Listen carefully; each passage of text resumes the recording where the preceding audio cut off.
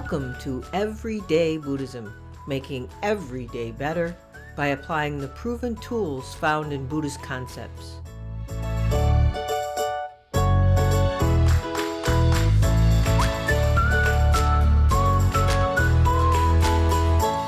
Welcome to episode 27 of Everyday Buddhism, making every day better.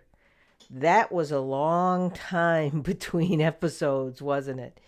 It was a whirlwind time period for me. Our little family was adjusting to the loss of our dog Bach in early April. His sister Bella, she took a while to adjust to being the only dog in the house. And Renee and I had both emotional and daily habit adjusting to do. We still miss our Bach terribly, but it's part of life, as the Zen poet said, a world of do, and yet. Bach and Bella were litter mates, and their 14th birthday was just this past week, June 5th. So additionally, to the loss of Bach, my coaching practice schedule was just jam-packed. It was just an amazing couple of months. And I've been, at the same time, working hard to finish the first draft of my upcoming book on the target date, which was the end of June, the first anniversary of this podcast. It's going well, and you can look for it hopefully by the end of the year, and hopefully a little earlier than the actual end of the year. Plus, I've been preparing to officiate our niece Samantha and her fiance Andrew's wedding this coming Saturday on June 15th. It's an honor to help them make their ceremony special, as they are a very special, warm, and loving people. They bring a lot to the world as individuals, and I know they're going to burn it up as a couple. So please wish them well in starting their new life together. And this is a shout out to Samantha and Andrew. Although this may sound like excuses for taking too long to get the podcast recorded and released, I did want to share a little about what's going on in my life. Ever since the starting of this podcast, my life seems to have a direction of its own. Planning, starting, and participating in so many activities, related to what this podcast has become, and conversing and meeting with so many wonderful people, including our new Everyday Sangha. I think any of you who listened to the last episode that week, our Everyday Sangha was launched on Thursday, April 25th. I've been busy trying to create a good format and infrastructure for the Sangha, and I'm happy to report we had our 4th Sangha virtual Zoom gathering this past Thursday evening on June 6th. And it's off to a wonderful start. But if you're interested, it's not a closed group. You can join at any time. And I think it's surprising to find, I think some people have been surprised to find that the virtual Sangha doesn't feel virtual at all. We see each other's expressions, we share questions, emotions, and discussion. It feels like we're sitting together. So if you don't have the benefit of being close enough to a Buddhist center, temple, or practice group, and you can't participate in a Sangha, or you haven't found a Sangha that you feel comfortable being a part of, feel free to give the Everyday Sangha a try. We meet every other Thursday evening at 8 p.m. United States Eastern Time via Zoom video conference. You can find instructions and a link to join on the Everyday Buddhism website, or the Everyday Buddhism Facebook page, or the Everyday Buddhism public Facebook discussion group. We would love to have you join us. So, after all of that, now it's time to talk about this podcast episode. Instead of on and on about how I spent my spring vacation. So, today, as is my habit of jumping around a bit in the writing and scheduling of these podcast episodes, we're going to jump back to the Eightfold Path. finishing our initial tour of the Eightfold Path with a discussion about the 7th and 8th steps of the path, which are right mindfulness and right concentration. They're also referred to as right mindfulness and right meditation. As I've mentioned before, the Eightfold Path is a group it's a holistic group. It's not a path. And the holistic group is segmented into 3 sections, or classified in 3 sections, as wisdom, ethics, and meditation. The first 2 of the Eightfold Path, right view and right intention, are grouped under the wisdom category. The next 3 are grouped under ethics, that's right speech, right action, and right livelihood. And the last 3 under the meditation or mental discipline category, right effort, right mindfulness, and right concentration. Today, we will discuss the last 2 of the mental discipline teachings, since we already talked about right effort in another episode earlier. So, I will refer to these 2 as right mindfulness and right concentration, even though they are many, many times referred to as right mindfulness and right meditation. Instead of breaking this out into 2 podcasts, which I might be making a mistake about because this might run too long, but I am approaching it as if they are tied together, because they are tied together under the now culturally familiar, or should I say oversaturated, concepts of mindfulness and meditation that's sort of seeping into and becoming pervasive in the media and the culture. So they seem to be, right mindfulness and right concentration, that seems to be describing the same general activity of mind or mental discipline. But they're different. They're different, yet I propose that without one, you can't know the other. Mindfulness is an openness of mind, allowing all mental and bodily experiences to be in mind. In other words, to be conscious of what you are doing, or to be aware. And we could just call that general awareness. Mindfulness in this use comes from the Pali word sati, or the Sanskrit word smrti, which means mindfulness, awareness, or to be remembered, or retention. Meditation, or concentration, is a direction of thought, or an effort toward a single focus of thinking. It is derived from the Sanskrit word samadhi, which means to collect or bring together. This bringing together is why it is also referred to as right concentration. And to complicate matters even more, it is also associated with the word shamatha, or calm abiding, a term you may have heard in relation to a type of meditation.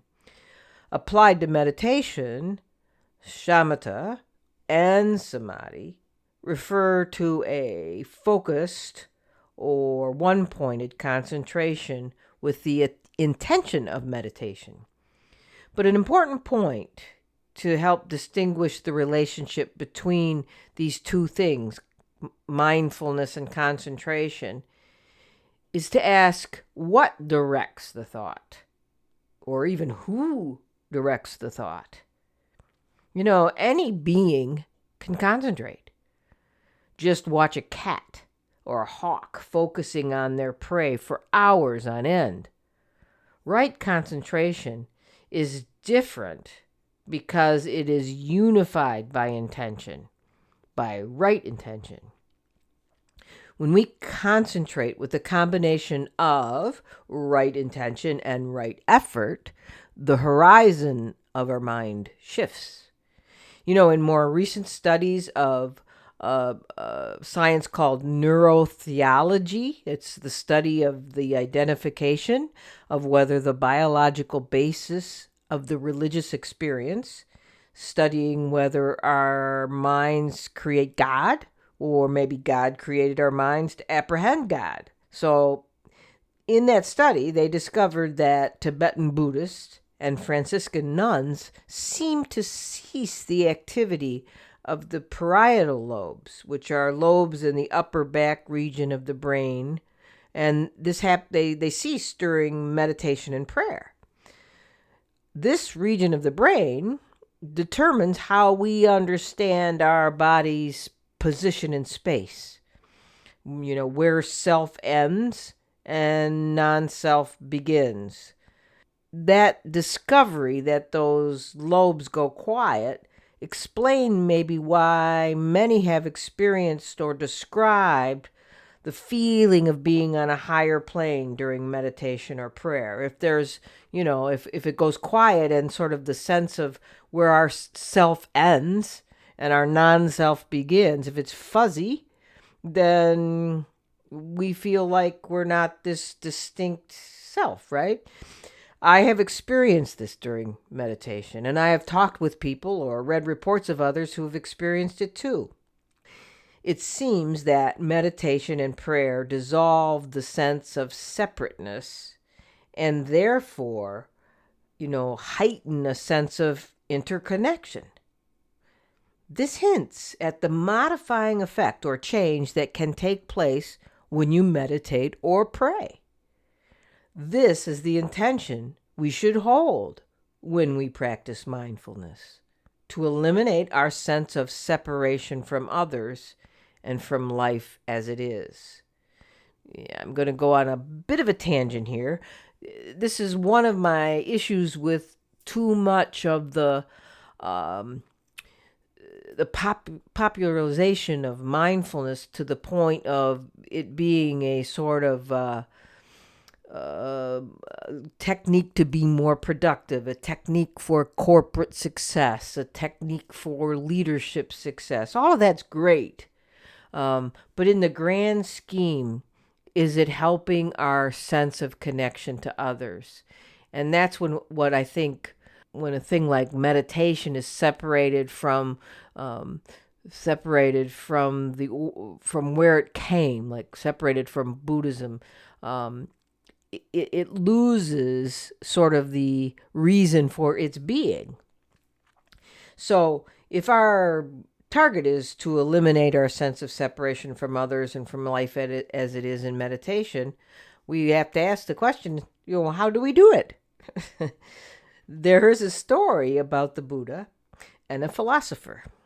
The philosopher asked the Buddha to explain his practices toward the goal of enlightenment.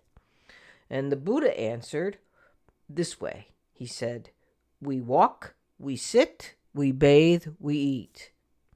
Well, the philosopher responded much like I think I would, and maybe you would respond to that answer. Well, he says, everyone does that. How is that special? The Buddha answered, "We know we are walking, sitting, bathing, or eating. Others don't." Now, any of you who have tried meditation or tried to keep your mind on a single task or keep your mind off of a subject knows how hard it is to direct thought. Like, don't think of an elephant. You just thought of an elephant, didn't you? And then how many of you have driven home from work, reached your parking spot or driveway, and not have the foggiest remembrance of the ride home? Pretty scary, huh? This proves that we don't know what we're thinking or what's going on around us most of the time. We aren't mindful or aware, and we certainly aren't focused on what our thoughts are and what our bodies are experiencing, unless it is an experience of pain in body or mind. I think this is the key to Buddhist practice. If someone were to ask me what I thought the most important thing to know about Buddhism is, it would be that it teaches you the importance of and joy in being aware of what is. Mindfulness or awareness is concerned with reality. It is clear seeing of what really is. And this goes a long way to demystifying Buddhism, and it might also take away the mystique or romance for some. But the Buddha didn't teach enlightenment as an escape and meditation as the vehicle to transport your escape to another world. Nope, I don't think so. I think the Buddha taught that enlightenment is truly seeing and being in the life you are in. Let's think about that word, enlightenment. Enlightenment. It means to make something light, or to shine a light on, or to make clear. He taught that enlightenment. So mindfulness is really the starting point to Buddhist practice, because it teaches us to be aware of what is. Did you get that? We're aware of what is what it is, right? I can say that a million different ways, and hopefully one of the ways connected with you.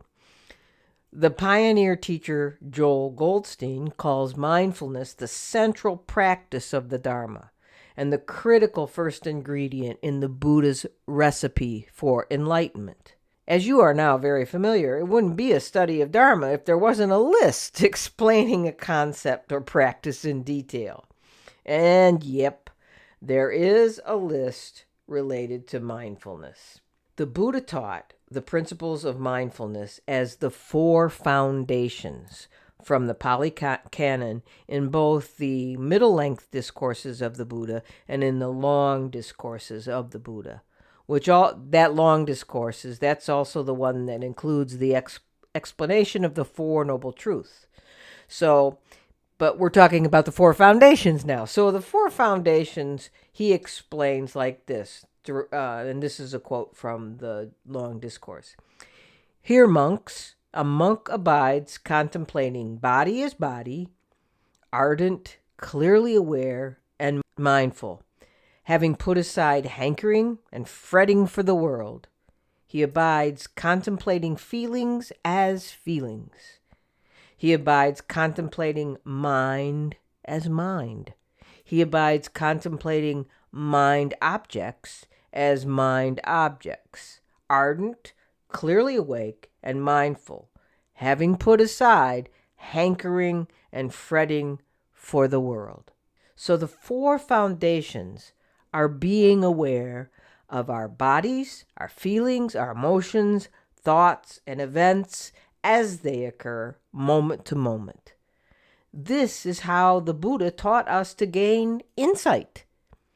And this insight will help us overcome our dissatisfaction or suffering. Now, don't get overwhelmed by the terms insight or insight meditation or awareness, and all the others you might read or hear as you study Buddhism, mindfulness, or meditation. They are terms describing things we already do. They're already part of your nature. The Buddha's teachings teach us how to be 100% in our nature without hankering and fretting for the world. Insight simply means seeing things as they really are. There is another popular story about an elderly grandmother coming to the Buddha and asking how she could possibly reach enlightenment if she couldn't renounce her family life and all the chores and activities she had to do. He told her that every time she went to draw water from the well, to be aware of every single act, movement, and motion of her hands.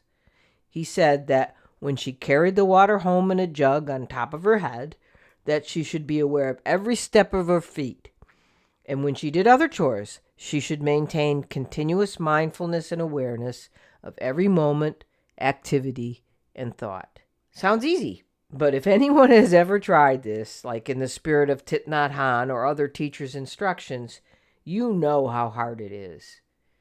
Yet to me, this is where the sacredness of Buddhism lives. Being mindful of your life is treasuring your life, being grateful for everything in your life, all the things you can do, all the things you can see and hear and feel, all the people, animals, and nature you share your life with. You can't help but see that sacredness when you pay attention. Another story of the Buddha's teaching illustrates the power and sacredness again of paying absolute attention to what is. One day, the Buddha gathered his most realized disciples as if he was going to speak to them. Instead, he simply held up a flower. One of his disciples, Kashyapa, broke into a big smile, and the Buddha commented, "Today, only Kashyapa has understood my teaching." And this Kashyapa became the first patriarch of what has become the Zen lineage. And that brief and wordless sermon of the Buddha is called the Flower Sutra.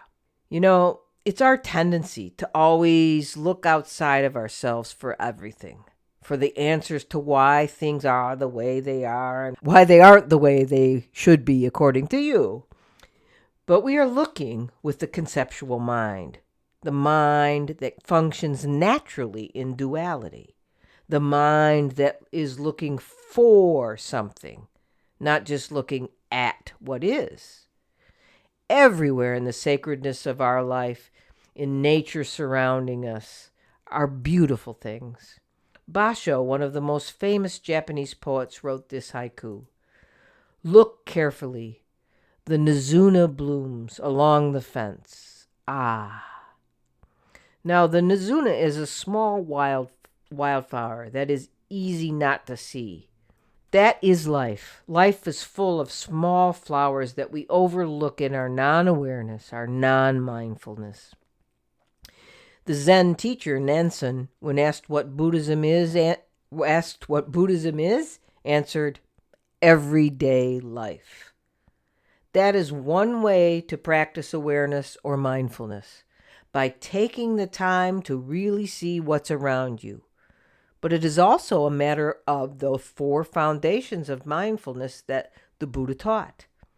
So the 4 foundations are mindfulness of the body. Mindfulness of body is done primarily by being mindful of our breathing. The Buddha advised going to the forest and sitting at the base of a tree. And for me, that's my preferred location.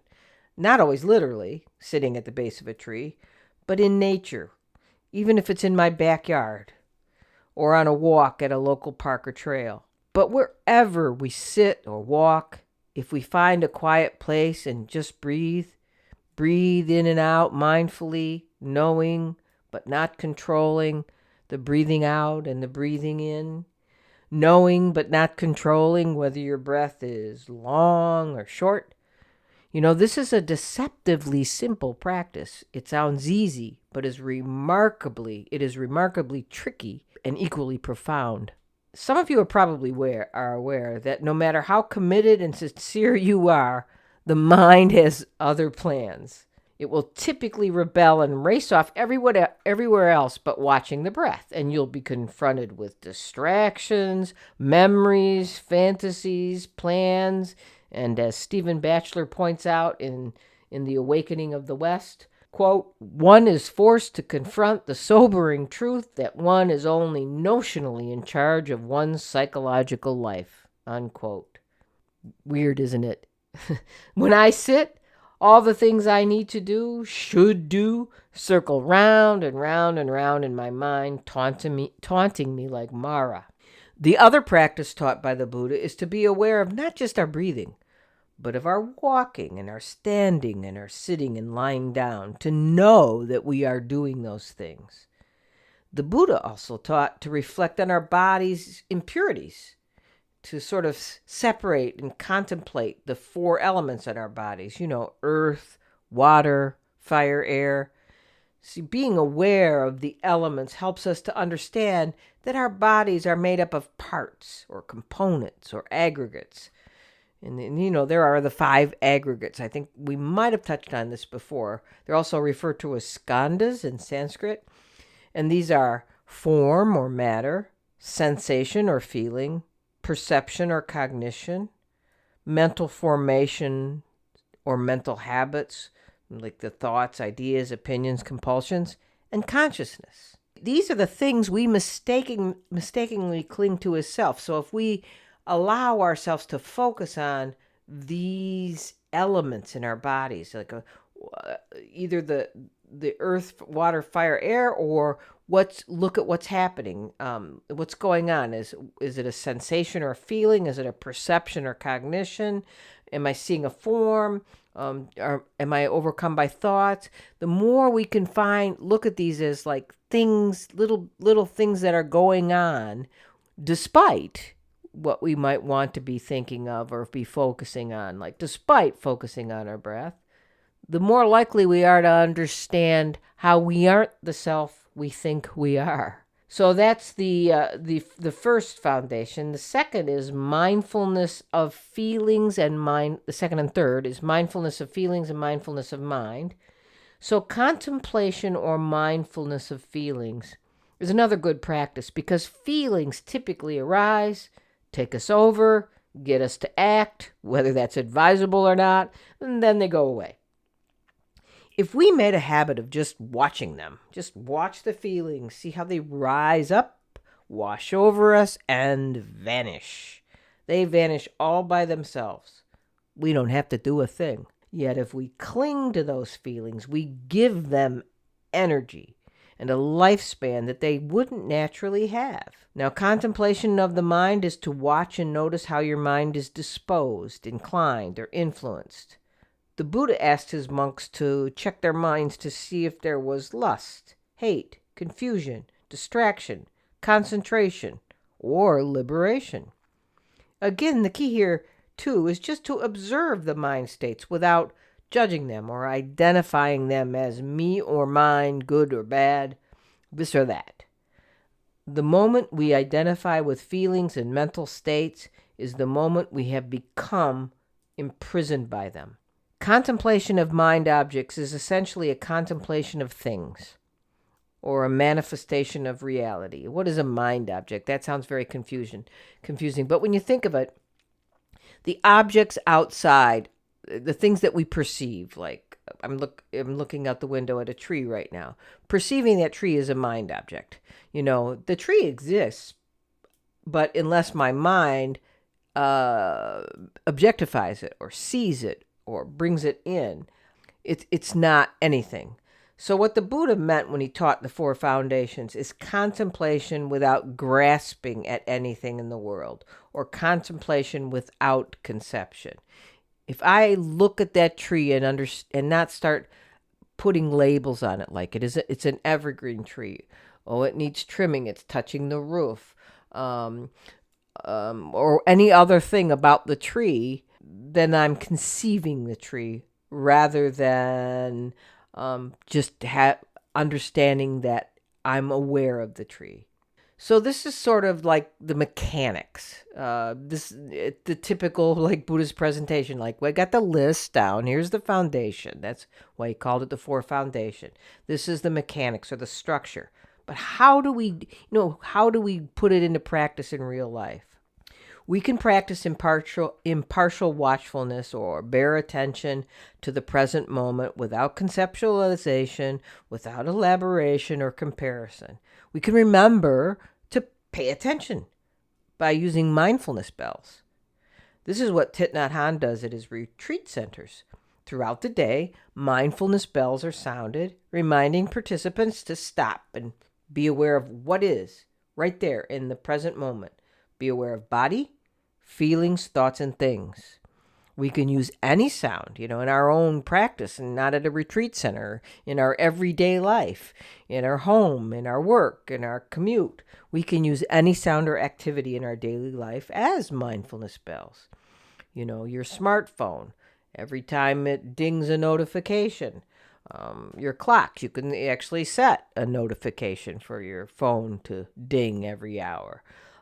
Or anytime you walk through a doorway, or anytime you touch water, like wash your hands, or anytime you climb stairs, or stop at red lights, or, as my sensei suggests, anytime you go to the bathroom. It's a great time. We use bells to check ourselves. Are we truly living in this moment, or are we embroiled in a mental story of the past or the future? The breath is the one that's typically focused on because it is really the perfect object for a mindfulness focus. It's hard to conceptualize breath. That makes it easier. You can't really breathe wrongly or rightly. You just breathe. So it's very hard to put those labels or concepts on it. I especially love Suzuki's teaching on the breath in the book Zen Mind, Beginner's Mind. He teaches that the breath is the swinging door, quote unquote, for our interconnection with all beings. He says our mind always follows our breathing. So he goes on to say, when we inhale, the air comes into our inner world. When we exhale, the air goes out to the outer world. The inner world is limitless, and the outer world is also limitless. We say inner world or outer world, but there's just one world. When we call I, what we call I, is just a swinging door. It moves when we inhale and when we exhale. It just moves. When your mind is pure and calm enough to follow this movement, there is nothing. There's no I. There's no world. There's no mind nor body. Just a swinging door, says Suzuki. If you're walking in the woods, you're breathing together with the trees. The trees take our out-breath, and we take their exhalations. We're breathing together. They take our out-breath, we take theirs. Mindful breathing is something that can be done anytime. It's like a quickie meditation. If you can't find time to meditate, don't worry, do mindful breathing. It will calm your body, still your mind, and bring you immediately into the present of what is, if you let it. But you could eat mindfully, brush your teeth mindfully, clean house mindfully, walk mindfully, watch your thoughts and feelings mindfully. Focus your attention on a single object, like that is not your breath, like a mantra, a koan, a deity visualization. It's all meditation. But then there's another kind of meditation, the sitting meditation, the shamatha, or calming or concentration meditation, which can include metta practice or any single pointed focus. And there's vipassana, or insight meditation, which can include movement and walking meditation. There's analytical meditation that focuses on an analytical topic, like the 4 thoughts that turn the mind to Dharma, or the 4 Noble Truths, or any other topics. And then there's zazen, just sitting, meaning seated mind. And there's Tibetan or generalized visualization meditation practice. Shamatha is said to be becoming absorbed into the object, and Vipassana is said to be knowing the object. So through meditation, we can see that we aren't our thoughts or feelings, yet we typically think we are. We become abducted by our thoughts and feelings. So much so that the mind sometimes seems a dangerous place to go alone. The trick is to be patient and kind with yourself when starting or continuing meditation. I think Americans are particularly hard on themselves, which is why I frequently hear people saying, I just can't meditate. Yet there is nothing difficult about it. It is, after all, just sitting or just breathing. But when folks first start to meditate, they'll say, but I have all these thoughts and feelings, and aren't I supposed to stop my thoughts? Of course not. You can no more stop your thoughts than you can purposely stop breathing. However, when you begin to watch them, your thoughts will tend to perform for you like 2-year-old children or monkeys, jumping about frantically, purposely trying to distract you. That's why they call it monkey mind. Or you get plagued by bodily sensations. Itches, hot, cold, pain. I admit I am frequently attacked by labels and clothes. I never feel them any other time, but boy, if I sit to meditate. So speaking of attacks on meditation, I have another list for you from the Dharma. It's called the 5 hindrances to meditation. There are hindrances to meditation, and of course they are numbered for us. The 5 hindrances are desire, aversion, sloth, restlessness, and doubt. I think those 5 hindrances could be applied to almost anything we try to do, right? When we think about it. Yet when we meditate, we more easily notice them. Because this is one time where we are really watching what we're thinking. Because we are watching our thoughts and feelings, we will be more likely to notice these hindrances like doubt or restlessness. And when we do watch them, we will see the demonstration of impermanence. Restlessness will arise, and then it will fade away. Desire, that cookie on the kitchen counter while you're meditating, the thought of that, the desire for that will arise and it will fade away. That's the beauty of impermanence. It's a self-correcting system. No effort needed on your part. Just wait. It'll fade away. If you don't judge any of these hindrances as hindrances or label them as anything else, you will remain in what meditation masters call, quote, the view, or the big mind, or Buddha nature. This is the view that is beyond the distortion caused by judgment or conceptualization. It is a total clarity of things as they are, like a mirror. A mirror doesn't censor or conceptualize about what it's going to reflect today. It reflects on what's in front of it. Your mirror, like mine, does the same thing, if not encouraged to conceptualize or judge or attach or dismiss. Things will appear and disappear, just like that. In this respect, if you try to maintain a particular state of mind, whether you're meditating, working, eating, sleeping, working out, or whatever, then your life becomes your practice. The Venerable Kalu Rinpoche, who passed away in 1989, was a senior meditation master of the Kagyu order and teacher of the Karmapa and the Dalai Lama. He wrote this, quote, "We live in illusion and the appearance of things. There is a reality. We are that reality. When you understand this, you see that you are nothing. And being nothing, you are everything. That is all. You must continue to look inside to be able to see that you are nothing. You have to understand that from your own perspective and not anyone else's. As I have talked about and written before, the Tibetan word for Buddhist is Nangpa, or insider. It is only in our looking inside will we discover answers to any of our questions or solutions to any of our problems. It is only through seeing our thoughts clearly and the actions they produce can we stop the causes of our own and our other suffering. It is said that when you stop all the causes of suffering and do it for the good of all beings, then that's when you've reached enlightenment. So when we try to develop this mindfulness, we are working to create a positive groove, a settling in, to create a habit of mind. And this takes time. It's not about rocketing to the top, achieving or grabbing the brass ring of enlightenment. It's a slow process.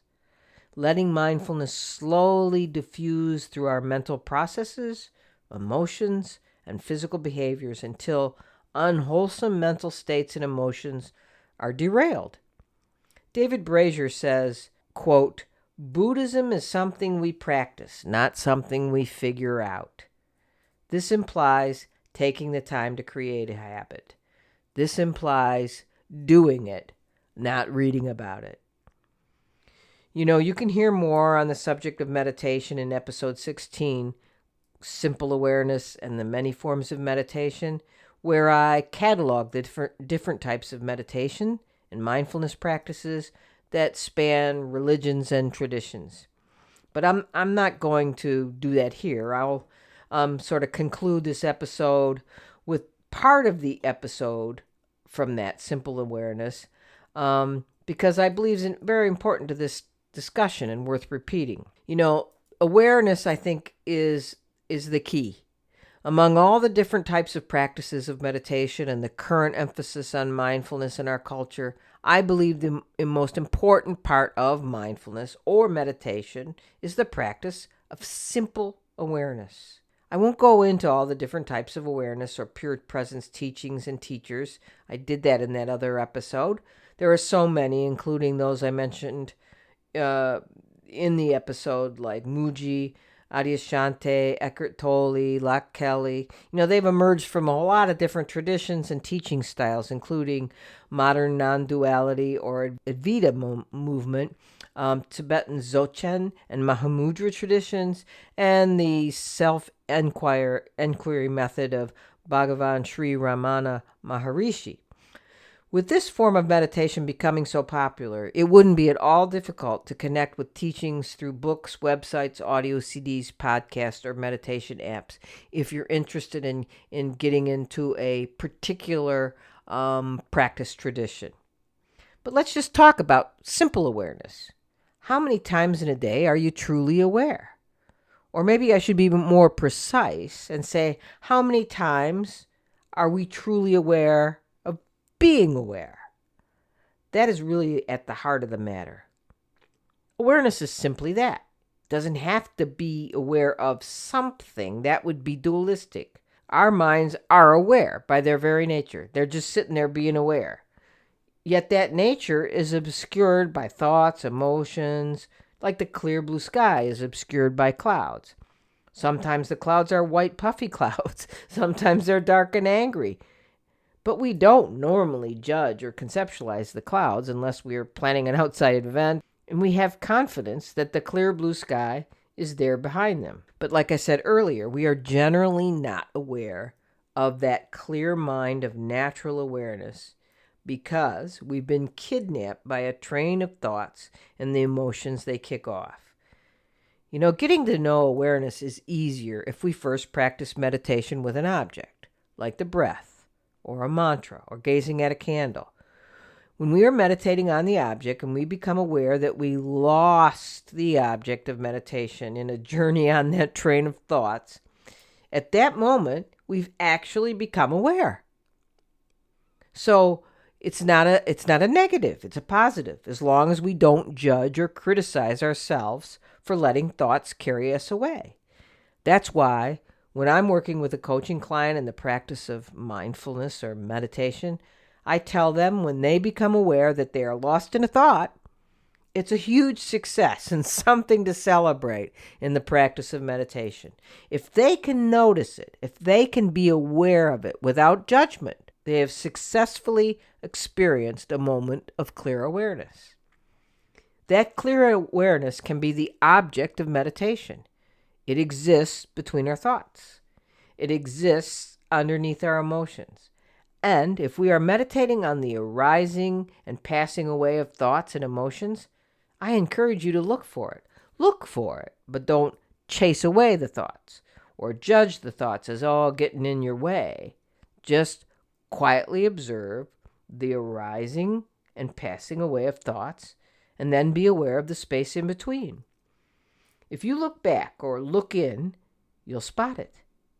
You may only notice it for a few seconds or even 1 second before you will be kidnapped by another thought or emotion, but don't beat yourself up. You will notice it, and you will be aware of noticing awareness again. Our problem tends to be that we try too hard. We grasp at being a meditator.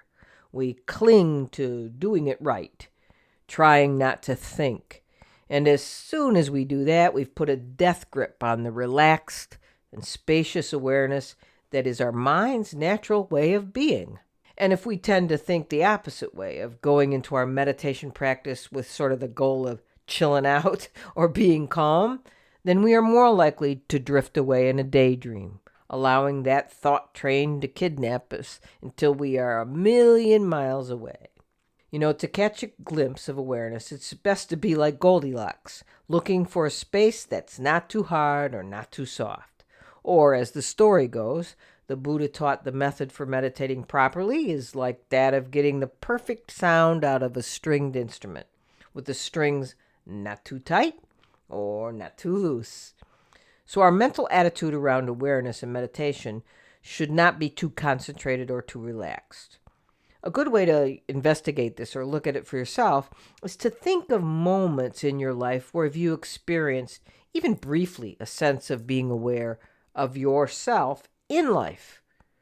Being aware of yourself as part of an experience in life, while not feeling yourself in that awareness, sort of like observing yourself. There are a few times in life where I have been aware of myself in life as life. Some people refer to them as peak experiences or moments of insights, a glimpse of everything as perfection and me a part of that perfection. But they've been far too rare and really only glimpses. And it's only relatively recently that I've actually been able to experience those moments or recreate that kind of moment by seeking after it using a meditative awareness practice. Typically, the way I've been able to experience moments of awareness in my meditation practice is to start with my typical meditation practice, which for me is using the unified mindfulness see, hear, feel practice. My typical object of focus is either hear out, using external sounds as my object of focus, or sort of a do nothing, see, hear, feel, where it's more like just sitting with an awareness of everything I'm seeing, hearing, and feeling. I believe I posted the link to the free course on the unified mindfulness technique before, but I'll do so again under this episode on my website for any of those who are interested. So how I do this, how I get to this awareness practice is after I've been stable in this hear out practice, and I've opened my thought space, allowed thoughts to come and go without chasing, I turn my awareness of sound, I've turned that hear out feeling, I just turn it quite around, and I use this technique taught by Locke Kelly, where I note that I am hearing, and then I turn my awareness back around at myself and ask, who is hearing? At that point, my awareness will typically unhook, as Locke Kelly refers to it, from that little thinking area inside my forehead. You know the one, you've got it too. And then shift either down to my heart or outside of myself, typically beyond the back of my head.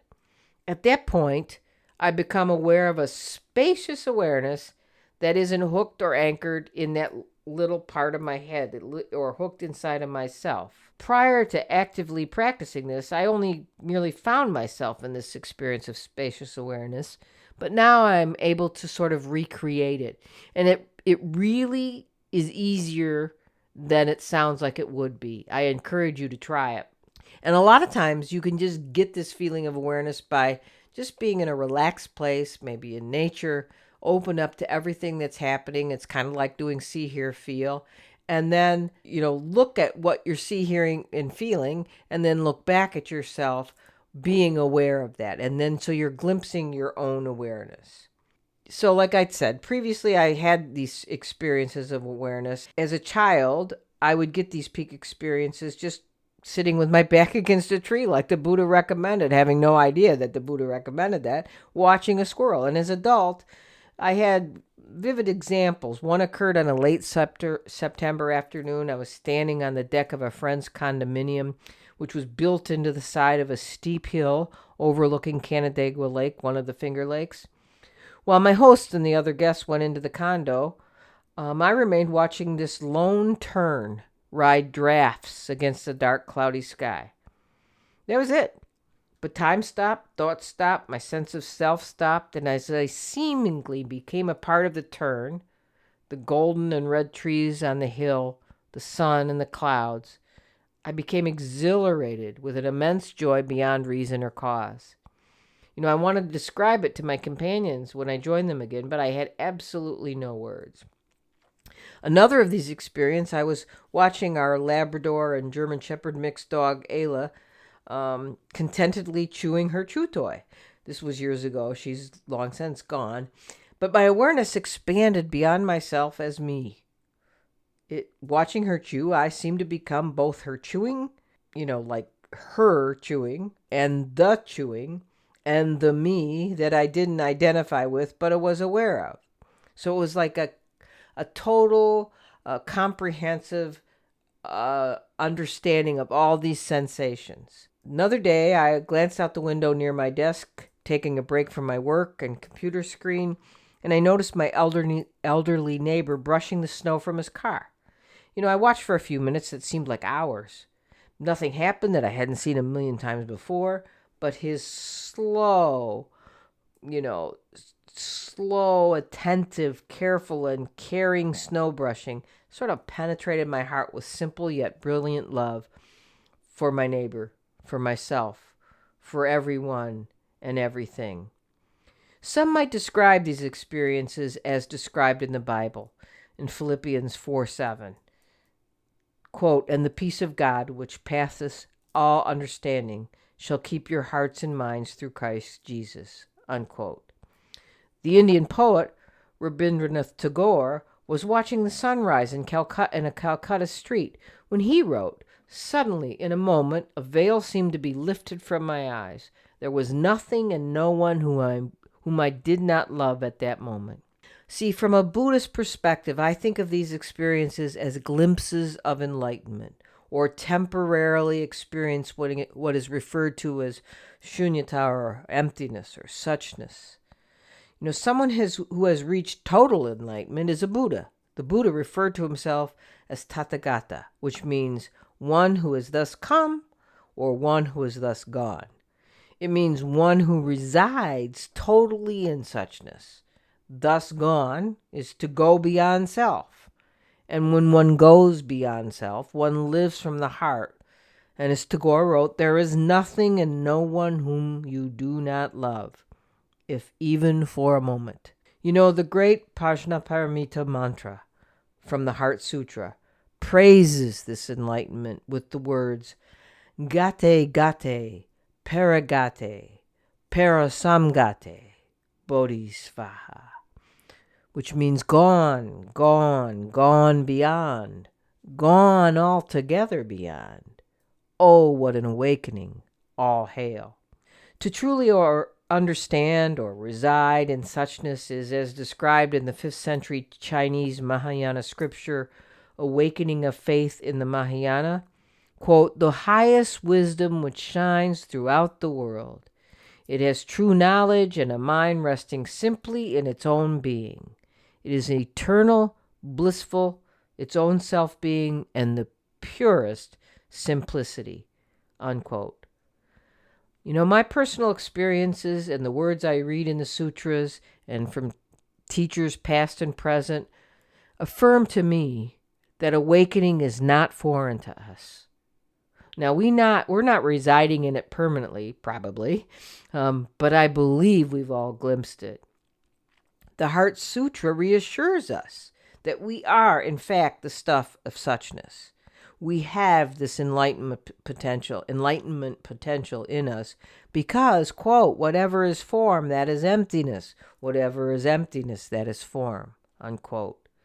You don't have to believe anything to experience this awareness. It isn't the property of any religion, nor is it necessary to believe in God or other religious belief systems or myths. As mentioned earlier, there are many methods used to teach how to reach this awareness by almost every religion. But I agree with Sam Harris, who wrote Waking Up, and also Robert Wright, who wrote Why Buddhism is True, that Buddhism does seem to have cornered the market in communicating this nature of mind, and that most of the scientific research now done on meditation focuses primarily on Buddhist techniques. But even when not in meditation, it is possible to glimpse this awareness that transcends your drifting into an endless stream of thoughts, then therefore transcending yourself. You may have had the experience while participating in art or sports or fitness. You may have had the experience like I did in nature. It is, as Shunryu Suzuki said, quote, "When you do something, you should burn yourself completely, like a good bonfire, leaving no trace of yourself," unquote. Sometimes when we are completely one with an activity we do burn ourselves completely because we have become the experience. We enter a state of being the experience. One of the teachers of the pure being or choiceless awareness meditation I mentioned earlier, so you've probably heard of him, Adyashanti, wrote that, quote, "True meditation has no direction of goal," unquote, and that, quote, "it appears in consciousness spontaneously when awareness is not being manipulated or controlled," unquote. To me, this seems to speak to the experiences I had and I shared with you. Although we typically are taught to meditate by focusing on an object, Adyashanti points out that doing that can cause your mind to contract on that object and you begin to interpret, conceptualize, and think. Yet, he says, if we just relax into being aware, not of any one object, but of awareness itself, the contraction around objects will relax, and we will relax into a space of receptivity, free of any goal or anticipation. It is there, I believe, that meditation is supposed to take us. Yet, as we have experienced, that awareness is there without even trying. It is the trying that seems to block it. Some years ago I gave a Dharma talk about the danger of dedicating yourself to a spiritual path or reaching enlightenment or being a good meditator, and the even more treacherous activity in my feeling of being a teacher of the Dharma or Buddhist teachings. I called it the Dharma talk, Hunting the Great Awakened Elephant. I explained how attaching to our egos as our refuge is ever present and proportionate to our desire to attain the end or goal we have set our sights on, whatever that end might be: great meditator, dedicated practitioner, teacher, enlightenment, whatever. It is my experience when I drop all the trying and the focus on some goal or some way to be, I am able to rest in a completely open moment where everything seems so natural or free. Or, as my sensei, Reverend Koyo Kabose, teaches, means equals end. End does not equal means. In that Dharma talk, I shared a Dharma song or poem that first captivated me some 20 plus years ago and still does. I hope you'll feel the same way about it as I do. It is called Free and Easy, a spontaneous Vajra song by Venerable Lama Gendun Rinpoche, who was a senior Kagyu Lama and Mahamudra master. I will end this podcast episode with this Dharma song for your reflection. Happiness cannot be found through great effort and willpower, but it is already present in open relaxation and letting go. Don't strain yourself. There is nothing to do or undo. Whatever momentarily arises in the body-mind has no real importance at all, has little reality whatsoever. Why identify with and become attached to it, passing judgment upon it and ourselves? Far better to simply let the entire game happen on its own, springing up and falling back like waves, without changing or manipulating anything, and notice how everything vanishes and reappears magically, again and again, time without end. Only our searching for happiness prevents us from seeing it. It's like a vivid rainbow which you pursue without ever catching, or a dog chasing its own tail. Although peace and happiness do not exist as an actual thing or place, it is always available and accompanies you every instant. Don't believe in the reality of good and bad experiences. They are like today's ephemeral weather, like rainbows in the sky. Wanting to grasp that ungraspable, you exhaust yourself in vain. As soon as you open and relax this tight fist of grasping, infinite space is there, open, inviting, and comfortable. Make use of this spaciousness, this freedom and natural ease. Don't search any further. Don't go into that tangled jungle looking for the great awakened elephant who is already resting quietly at home in front of your own hearth. Nothing to do or undo, nothing to force, nothing to want, and nothing missing. Emma whole, marvelous. Everything happens by itself. That's it for today's episode. Thank you for joining me. Thanks to everyone who listens to the podcast. Thanks for putting up with my long absence from this podcast. Thanks to all of you who comment on my website. And I am sort of tardy in replying to those, but thank you for continuing to comment. And thanks to those who contribute to comments on the public Facebook group. And of course, to those who have donated to help keep the content written, produced, and distributed, and to help me expand our reach through the public Facebook group, the book study group, and to those who donate to create and sustain our special Everyday Sangha. Please consider supporting my work with this podcast, the Facebook discussion group, the book discussion group, and the Everyday Sangha through a reoccurring or one-time donation at the Donate tab on my website, www.everyday-buddhism.com. Until next time, keep making your everydays better.